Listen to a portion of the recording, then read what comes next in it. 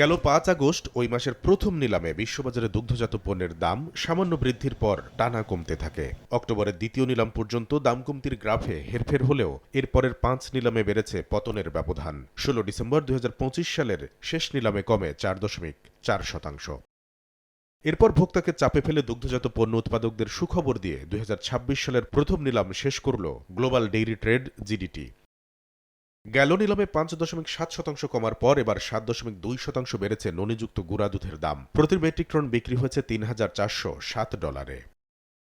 পতন থেকে ঘুরে দাঁড়িয়েছে ননি ছাড়া গুঁড়া দুধও। এবার ৫.৪% বেড়ে প্রতি মেট্রিক টন বিক্রি হয়েছে $২,৫৬৪। গেল নিলামে সর্বোচ্চ দাম কমতির রেকর্ড গড়া অ্যানহাইড্রাস মিল্ক ফ্যাটের এবার দাম বেড়েছে ৭.৪%। জিডিটির নিলামে সবচেয়ে দামি এই পণ্যের ১ মেট্রিক টনের দাম ছাড়িয়েছে $৬,০০০। ২ সপ্তাহ আগে ৬.৭% বৃদ্ধির পর এবার ০.৭% বেড়ে প্রতি মেট্রিক টন মোজারেলা বেচাকেনা হয়েছে $৩,৪১৮।